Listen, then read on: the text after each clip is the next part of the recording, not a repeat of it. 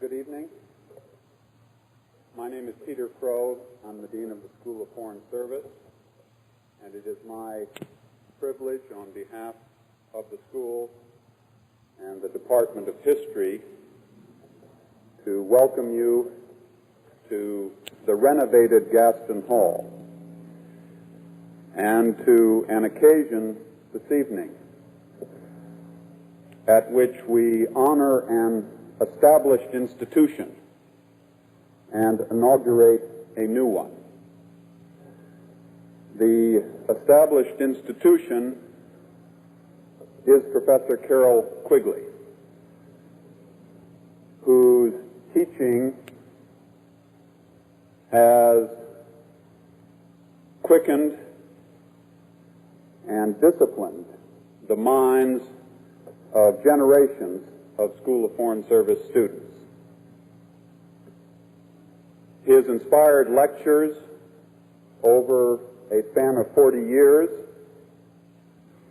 delivered to literally thousands of students, have for these students defined the school, their education, and frequently themselves.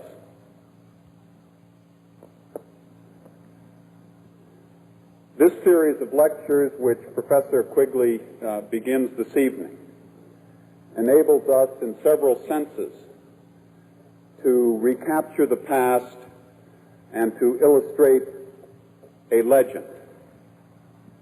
It gives us the opportunity as well to reassemble, to be educated once again under the spirit of this awesome, some would say downright formidable intellect. It is an occasion as well to inaugurate a new institution at the School of Foreign Service, which is the Oscar Iden Lecture Series. This lecture series has been endowed through the creative philanthropy of Oscar Iden, School of Foreign Service class of 1924. This endowed lecture series is intended by him to sharpen the school community's view of the world and the U.S. role in it. And we thought of no better way to initiate this series than to entrust it to Professor Quigley, who knows more about the world than any man we know. Professor Quigley, the stage, Gaston Hall, and this audience, I am confident to say, are now yours.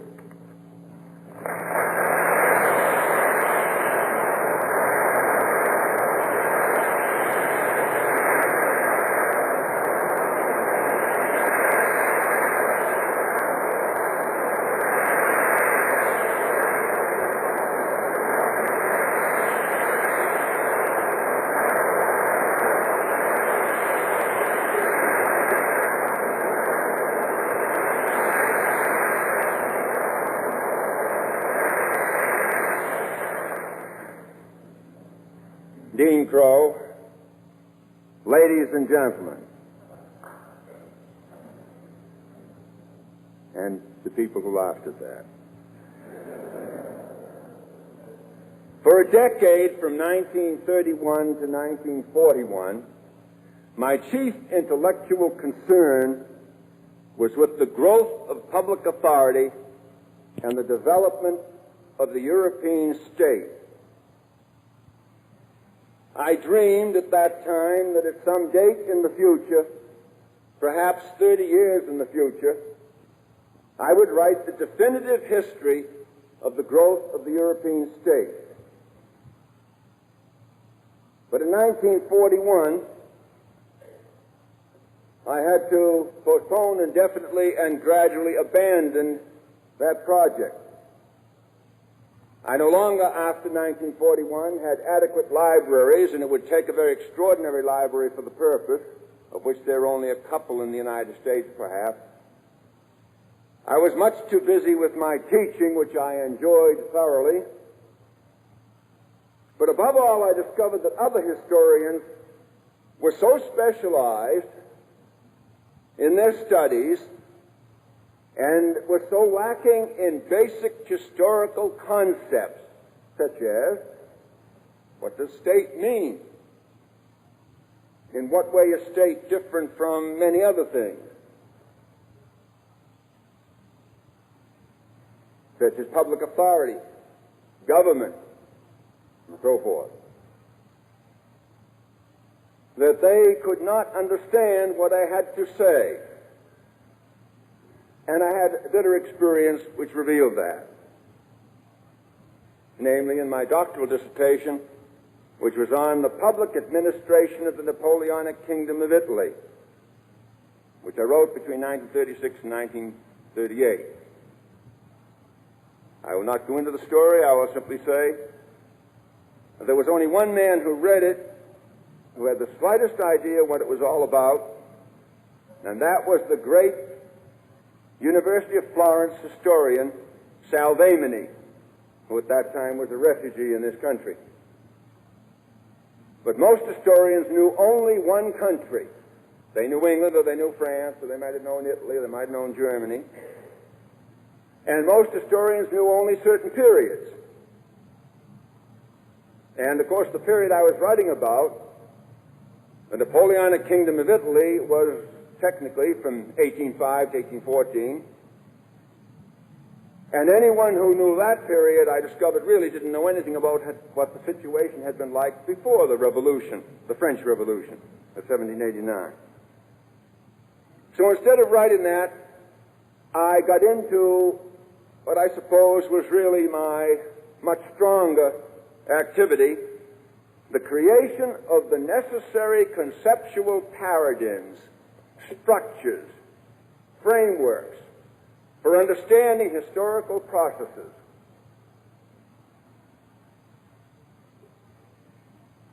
Because I discovered that people could not, historians could not even understand their own specialties because of their lack of concepts. Let me give you two examples of this. One of them very contemporary. That is, it's the last 100 years, which to me is contemporary. There is an area of political activity, and for about 100 years, and in all political argument and controversy today, there is a basic assumption that only two kinds of interests or entities operate in the area of political action. That is, individuals and the government.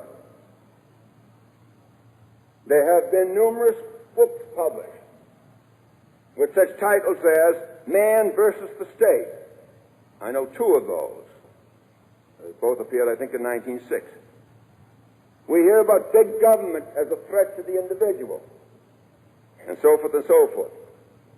Conservatives now are telling us that we must curtail government, cut government spending, cut government powers, reduce government personnel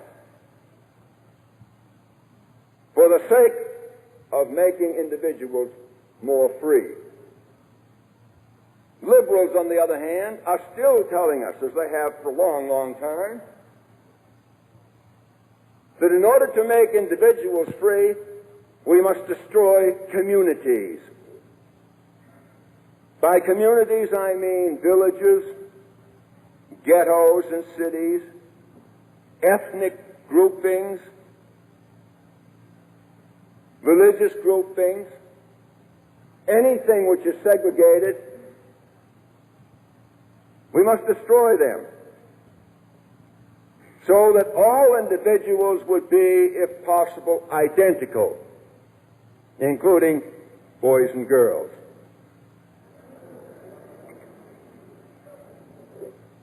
But the area of political action and I won't draw it on here, but just assume a circle of political action in which you have government,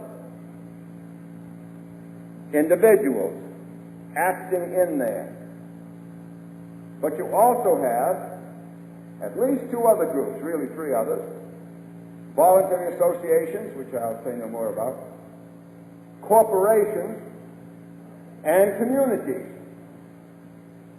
And if the liberals destroy communities for the sake of the individual, and the conservatives destroy big government for the sake of individual, you're going to have an area of political action in which irresponsible and immensely powerful corporations are engaged in opposition to individuals who are socially naked and indefenseless.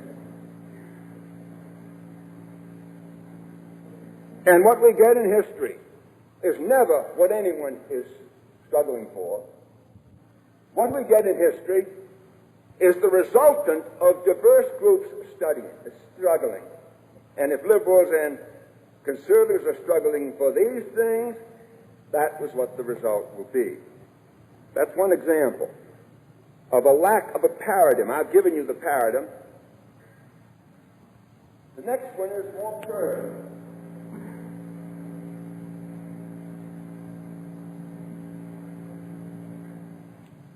A number of years ago, an old friend of mine, we were colleagues at Princeton in the history department in 1936 and 37, wrote a book, The Age of the Democratic Revolution. Now, since neither of the revolutions that he talked about were democratic, neither the one in France nor the one in the United States were not intended to be and did not turn out to be democratic revolutions, people have changed this and talk about the 18th century revolution. But they talk as if the 18th century revolution in, let's say, the United States and France and in other places was the same kind of a revolution. Now, Bob Palmer is a very industrious person with a very agile mind and a ready verbalizer, but he does not know what he means by revolution or by democratic.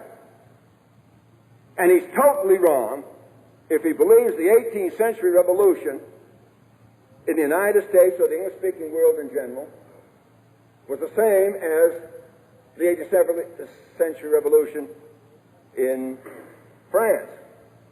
In fact, they were the opposite.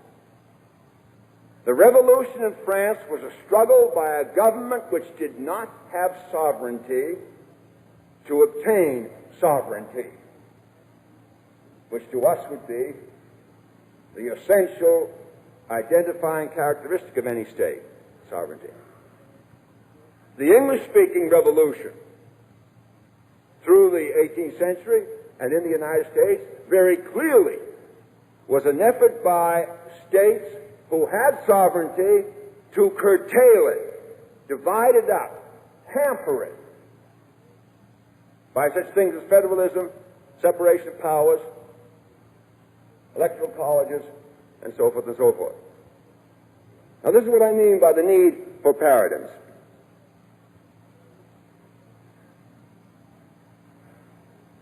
The basic entity to understand is the civilization as a whole. And although I give you the date that I'm going to talk about the last 1,000 years, Western civilization, of which we are a part, has been around for a considerable time longer than that. I think we might say perhaps that Western civilization began around 600. It came out of the ruins and wreckage of the preceding classical civilization. And classical civilization's dates might well be 1100 BC through a dark age in 1000 BC, and it ended about 550 AD and was followed by a dark age around 850 or 876, 100 years before the outline begins this lecture. Out of the wreckage of classical civilization, which was the shores of the Mediterranean Sea, that was classical civilization, and it was held together by the fact that the ease of water transportation on the Mediterranean was so superior to the difficulties of land transportation away from the shores of the Mediterranean Sea, that the city of Rome could bring its food from Egypt when it could not bring food from Lombardy in Italy. And anywhere in the Mediterranean Sea, even at the height of the Roman Empire, if you went into the interior a few hundred miles, you had left civilization. That civilization perished, and out of the wreckage came 4 other civilizations: Islam, Byzantium, Russia, and Western. And I think we might say they all were sort of around from 600 onward, and certainly by 950 they were around. Now, another paradigm that I want to establish is a difference between 2 kinds of civilizations, which means a difference between 2 kinds of governments in these. Asiatic civilizations generally do not attempt to deal with individuals or with the problems of individuals. I have always called that Class B civilization. Class A civilization is the kind of civilization that classical antiquity, classical civilization turned into, the kind that we are moving toward and have been from the beginning, or the kind that was found in the first Chinese civilization, which was from 1800 BC to 400 AD, and to distinguish it from the Chinese civilization, which was from 400 to about 1930, we call that earlier one Sinic, S-I-N-I-C, from the Latin word for China, which is Sinia. In those Class A civilizations, although the civilization starts by being an area of common culture made up of communities, in our type of civilization, there is a long-term trend to destroy and break down communities. Now, the way I would like to express it would be, and I just draw it on the back blackboard, by saying that a civilization, all civilizations start out as aggregations of communities.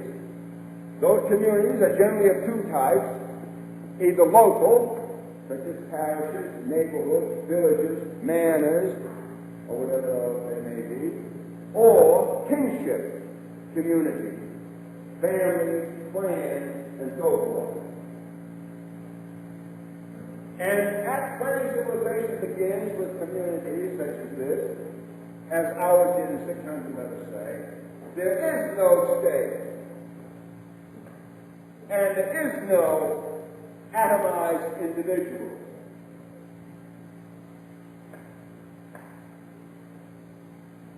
Now, I won't go into the details of this, but in such communities, everything is different.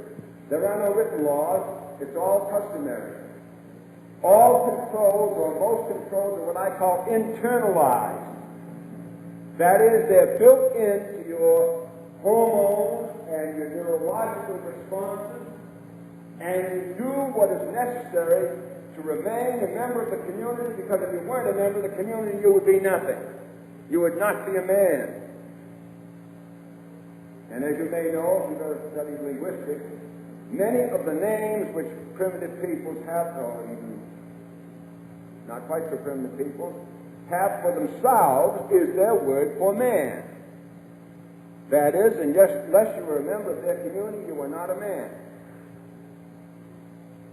Now, what happens in the course of civilization, it may, like in ours, take 1,000 or more years. It took 1,500 years in Cynic civilization. And it took about 1,000 years in classical antiquity. Is that those communities are broken out and gradually break down to smaller and smaller groups, and they end up simply as what we call nuclear families, a father and a mother. And then you would discover they lose all of their discipline and control of their own children. And the owners and controllers of property become isolated individuals and so forth. And what happens is you end up with a state which is not only sovereign but totalitarian. And it is filled with isolated individuals who face a totalitarian state. The communities, of course, from which classical antiquity came were clans. That is, the kinship group. The communities from which Western civilization came were local villages and manors. And indeed, the communities always are either one or the other. And lucky civilizations, such as Chinese civilization over the last 1,500 years or more, has generally communities which are both kinship and local. If a society has just kinship communities like Islamic civilization, it is in a very, very bad position. It never, for example, can understand the meaning of the word state. There is no real Arabic word for state. And you may reach the point that the Arabs tended to reach, which was, since you trusted no one except your close relatives, the preferred marriage would be your parallel first cousin. That is, your father's brother's daughter is the one you must marry. Because no one else, and even then you don't trust her. All right. Now, of the four civilizations which came out of classical antiquity's wreckage, two of them clearly are a different kind of a civilization from ours, and I think Russia is too. What I'm saying is that I think those three, Islamic, Byzantine, and this I'm certain, and probably Russia also, are class B civilizations. That is, they continue to work for communities. I will take back about the Russia. Let's forget the Russia. It's very much too complicated. We just looked at the Islamic and the Byzantine. On the other hand, Western civilization was different. The civilizations and the governments which appeared in Class B civilizations, those which preserved communities, were governments of limited power. The chief powers that they had were raising money and recruiting soldiers. And they made no effort to deal with interpersonal relations or anything else. They were a kind of an empire. The finest example of that is the empire of Genghis Khan.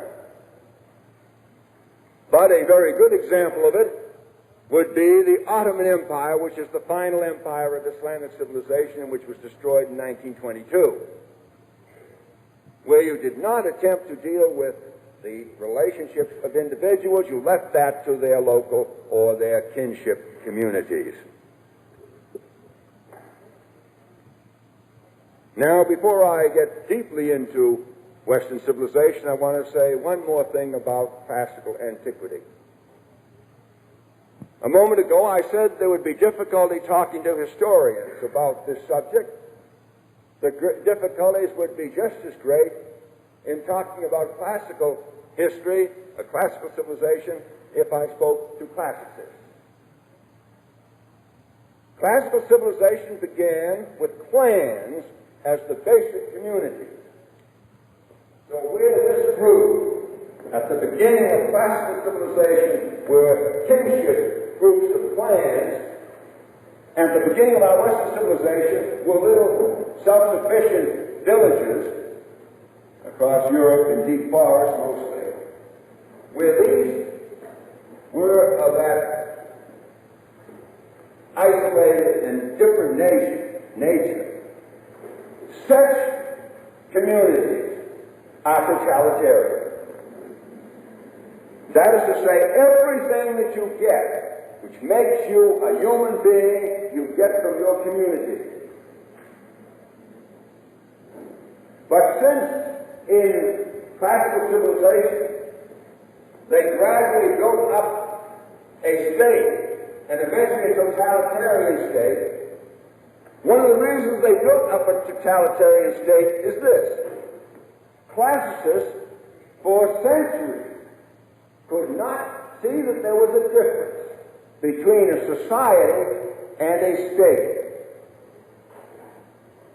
When Aristotle says, the polis, I won't translate it, the polis, P-O-L-I-S, is a community, a community. He means a totalitarian group which gives you everything.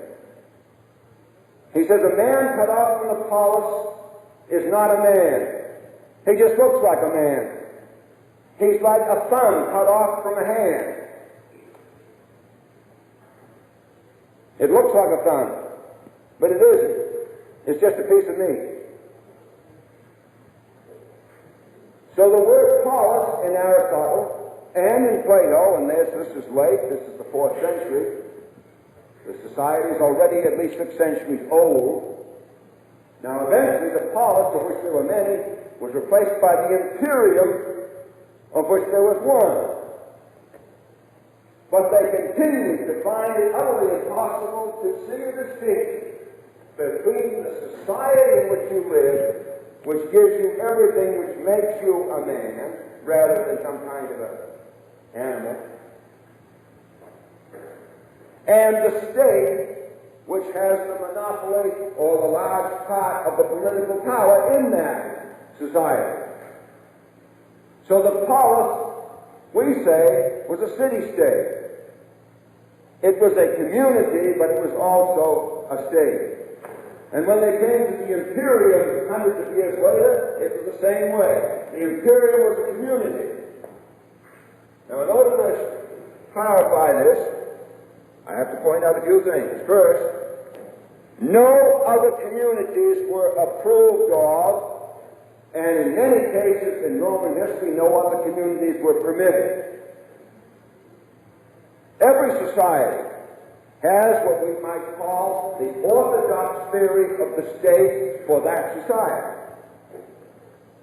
And every society has the suppressed heresy of the state in that society. In the society of the classical antiquity, the orthodoxy was that the state is the community, and no one should desire any else. No one should desire a private life. Everybody's life should be public. Everyone should be prepared to give up anything, including his life, for the state, because the state is his community. And if he says, I'm going to go off and found my own commune, he, by that state, becomes a traitor. One of the first ones to do that was Epicurus, who was the 4th century B.C. And Epicurus said all he wanted to do was to sit down in a quiet garden with his friends and talk, and ignore politics. We're about to be approaching that in our society today. We haven't reached the point yet where it's about meaningful. Because we are like classical antiquity. We're trying to, in our society, to grind down individuals into identical atoms in a mass culture in which all communities are disapproved. And if any community wishes to stand apart, we will go in by force and bust them out or bust them in, or do anything that is necessary to make them become the kind of red-blooded Americans that all want to be.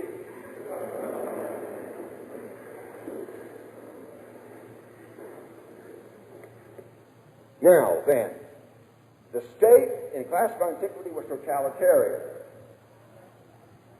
because it was regarded as a community. Now, once the classical civilization was gone, the whole configuration of civilized and cultural society in the West, at the west of Eurasia, was transformed. Where the Mediterranean Sea had been the site of classical civilization, it became instead, by the year 700, the barrier between Arabic civilization. I'll do it from your point of view. There's the Mediterranean Sea. Arabic civilization to the south, Byzantine civilization to the northeast, Western civilization to the northwest. And the Mediterranean, instead of being an area of communication, became an area of frontier with a different society. A community is not easy to define, but I would define it approximately this way. If you trust everyone you meet, automatically, until they prove to be unworthy of trust, then you are in your community. On the other hand, if you distrust everyone you meet, until they prove worthy of trust, then you are in an alien community. You're in Moscow, or someplace like that. This would be a workable definition, it seems to me, of the two.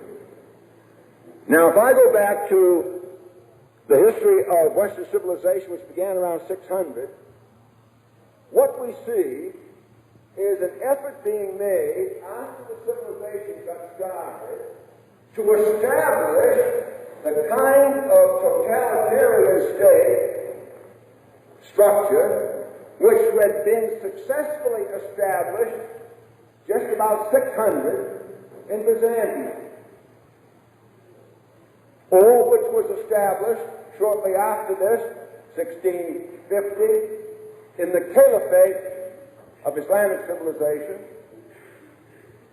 or which was established at least by 600 or 700 BC in Cynic civilization. That is to say, I forget now what my line of thought would be here.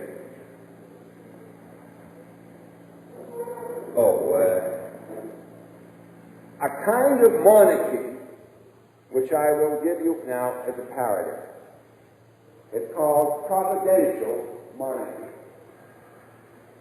And it is associated with the idea of a providential deity. To us today, who shove religion off into a corner somewhere and insist that religion mustn't have anything to do with communities, or certainly nothing to do with politics, or business, or many, many other things, it is hard perhaps to grasp that one of the most potent things in establishing the structure of the state in any civilization has always been men's ideas of the nature of deity. And I will not give you my imperative for that. I will simply point out to you something which is must be obvious to you. The deity, God, has many different attributes. He's creator, he's masculine, he's up, he's transcendental, that is, he's outside of the world of space and time, that was established by 500 BC. Eventually, he's one. That's what Muhammad insisted on. God is one. And then, that he is omnipotent, all-powerful. Now, I stop at this point. Providential empires never got further than this. Now, the next thing that developed in our ideas of deities in Western civilization were that God is good. That was established by the prophets from the desert, certainly by the 5th century BC. And then came the Christian message that God is love. And then came the scholastic inference that God is pure reason by the year 1250 AD. Now, what you believe to be the nature of God in many civilizations, including our own, has helped to determine the structure of the society. And the crucial one I want to point out here is this. By 500 BC, in Western Asia, it was pretty well established that God is omnipotent. He can do anything. And there is nothing he cannot do. Thus, he is pure will. And at almost the same time came the other idea, which you find in Job, that God is good. But if God is good, he cannot do anything. He can only do things that are good. And if he can only do things that are good and cannot do things that are evil, then there is something higher than God. The rule of ethics. Thus, the great contribution, even before Christ,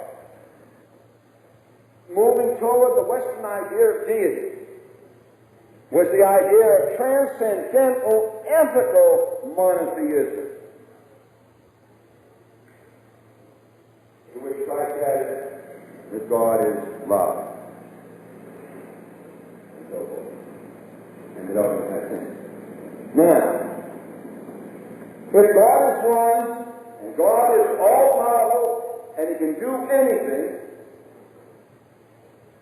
and he is providential, which means he interferes in the world, then whatever happens in the world is because he permitted it.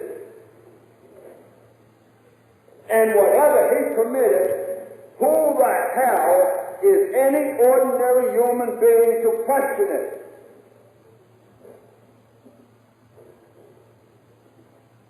Now, if you read Job, you'll see that this begins to come into that contradiction, that conversation, where Job is saying, God, you're running the world all wrong. You're letting bad people be elected president and so forth. You have to avoid it. Now, this is providential monarchy. Let me read what I wrote here about it.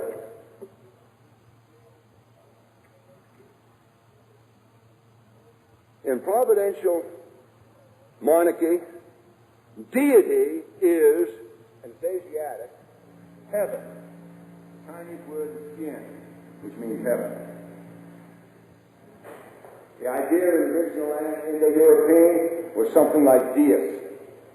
Deus, from which Deus came, and from which Zeus, which is Zeus, came, and so forth. It meant bright, brilliant sky. That was the deity. And this was a being of willful and arbitrary omnipotence. And if there is a ruler on earth, that ruler was picked by the deity. This means you must accept whatever happens. It leads, of course, as you can see, to fatalism, even though they don't accept that in their actions frequently. And the ruler is the vicar of omnipotent will on earth. Now, this has a number of things. There is no rule of law. There is a rule of God's will. This is the heresy of the West. Heresy of the West. When the Crusades went to recapture Jerusalem. And their war cry was, God rules it. They should have been rejected. This is not Western. Because the Western idea is that God gives man free will. And if he does evil things, he's responsible. And so forth. A totally different kind of thing. In the West, you get accordingly the rule of law.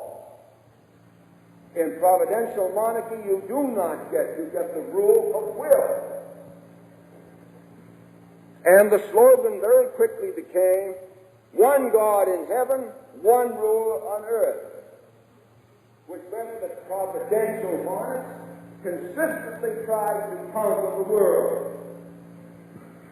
And these are the great world conquerors, and I've already said Genghis Khan was the greatest of them.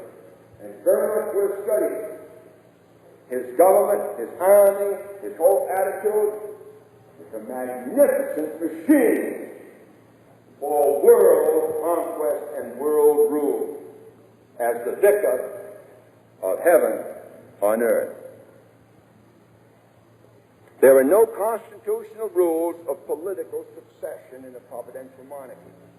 There are no constitutional rules of succession in Islamic civilization, in Byzantine civilization, or in Russian civilization, ever. And to talk about constitutional law in Russia is talk nonsense.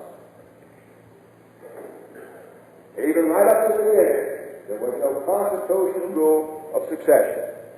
Alexander I left a note in his desk saying that he wanted his second or third son, I forget which one it was, his second son, I believe, to be his successor. And that was an act of will, not an act of constitutional law. And this is the day, of course, in Russia today. Notice it's true in China. It always was true in China. China was a providential monarchy. But in the West, where we have the rule of law, where even God is under rules, the rules of ethics, you have a totally different situation, and you expect to have constitutional rules of political action, including the rules of political succession.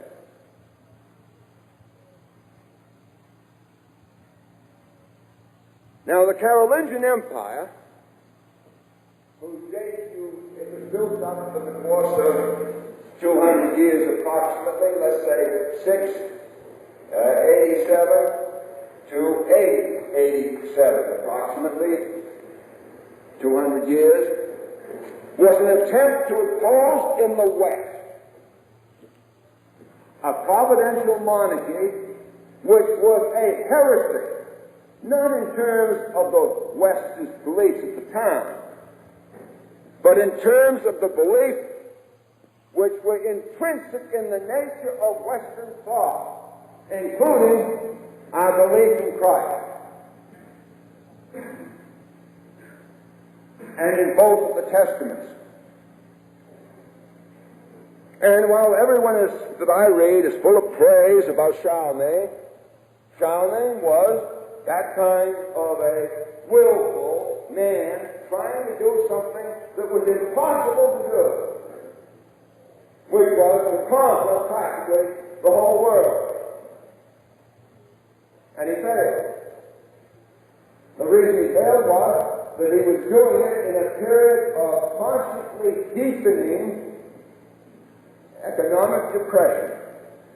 And as a result of constant deepening economic depression, it became less and less possible even to conquer all the provinces of his own empire, and totally impossible to rule the provinces of his own empire.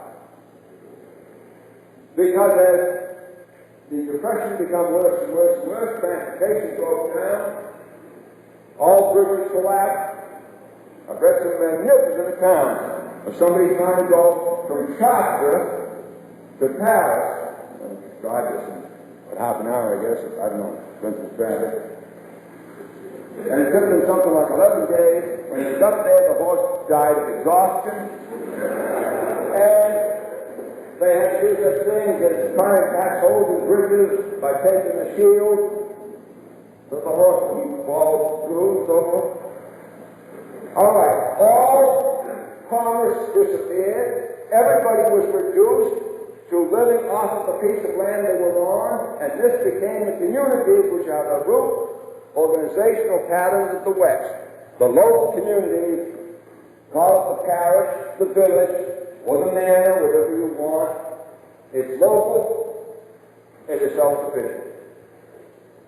And one of the chief reasons that you could not, and Charlemagne could not, conquer great distance was it became economically impossible to capture any fortified building.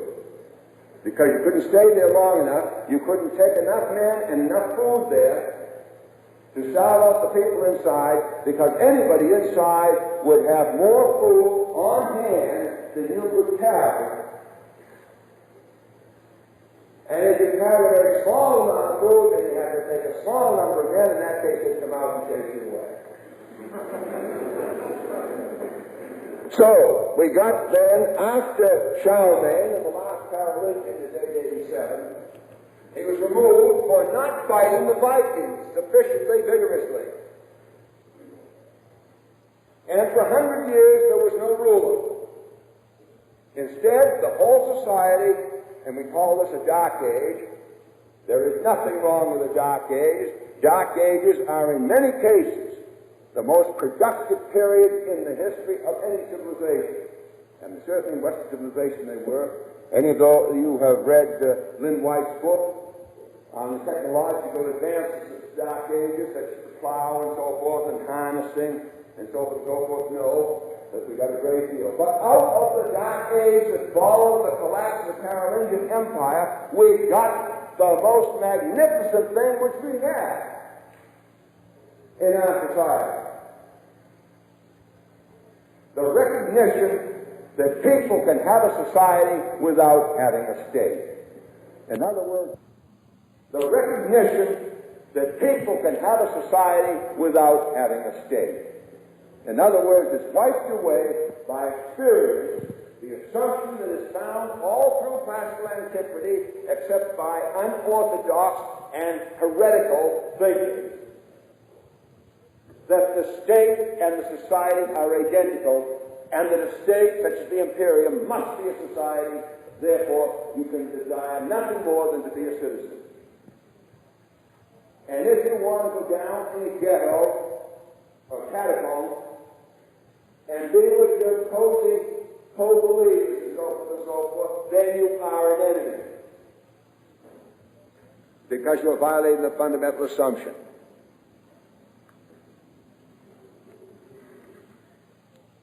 Now, again, to get to the structure after this document. The Mediterranean has become a barrier. In the north, much neglected in our history books, but of vital importance, the Vikings were pouring outward.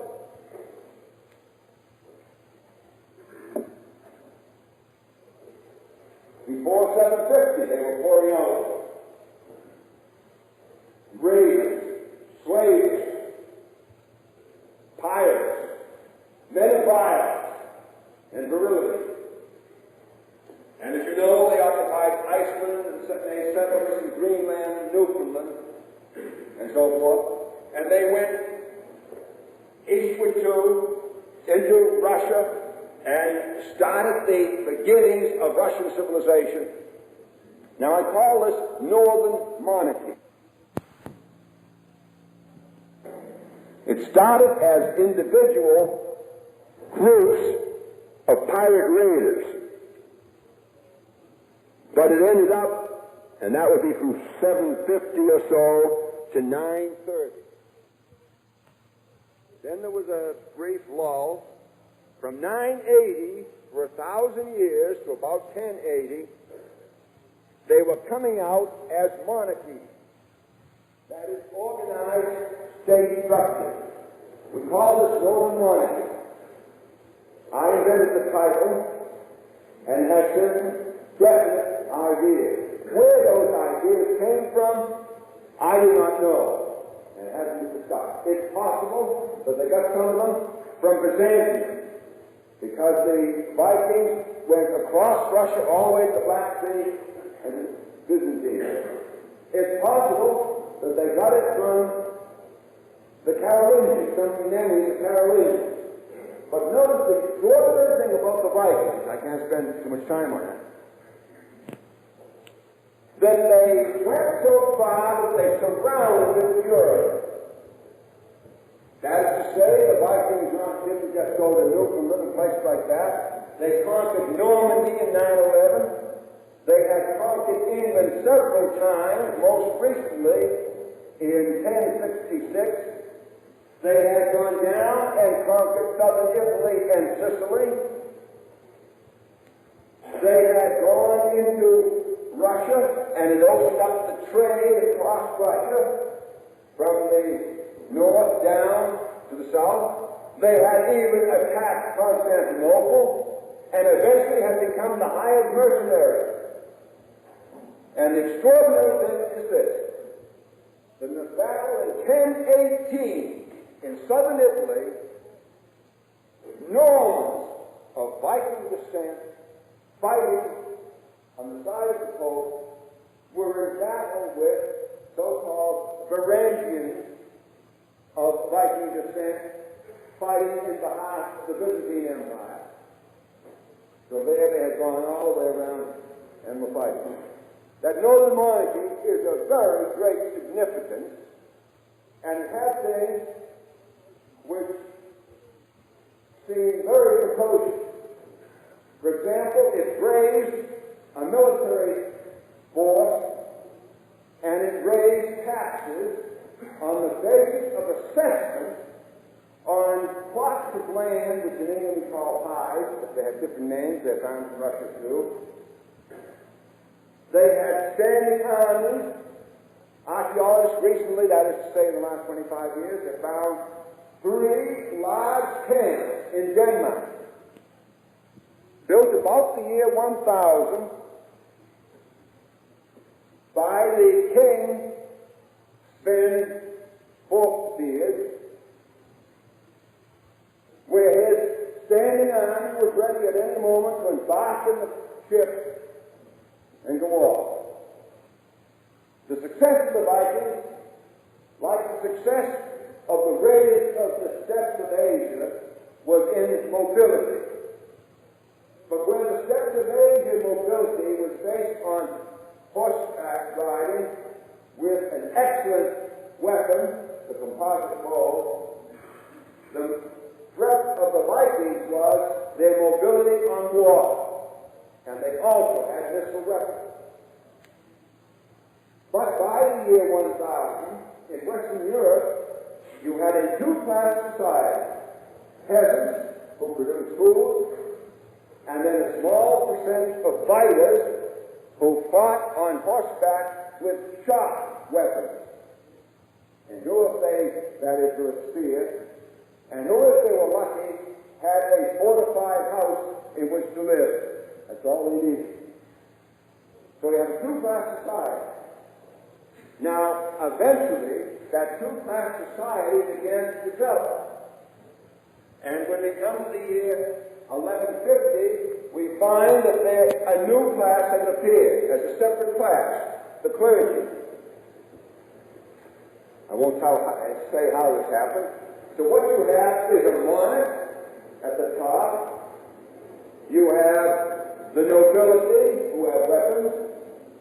You have the clergy, and you have the peasants at the bottom.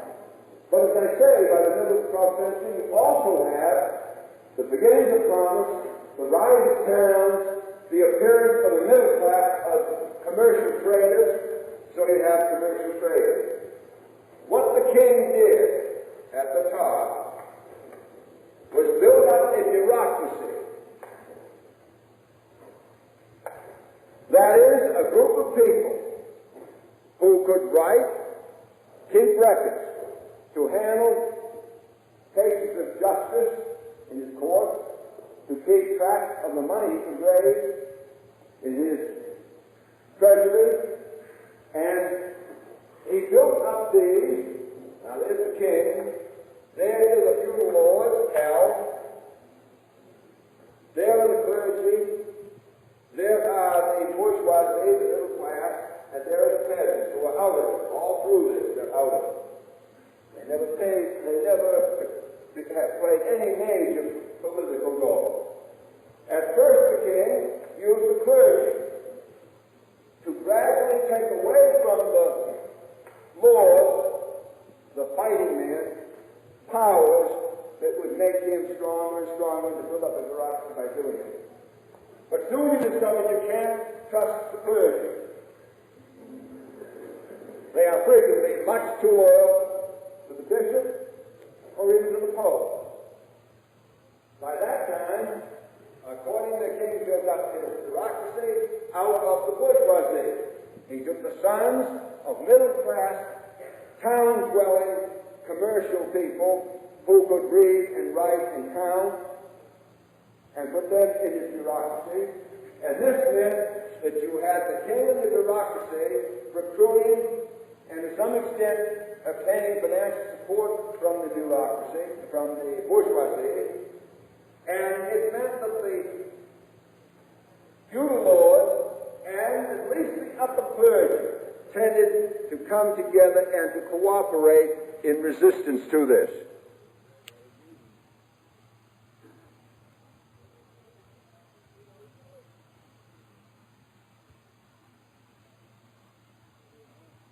A 100 years after the last Carolingian died in 887, a microscopic lord near Paris was permitted by the 7 or 8 great lords who surrounded him, much more powerful than he was, to take the royal title.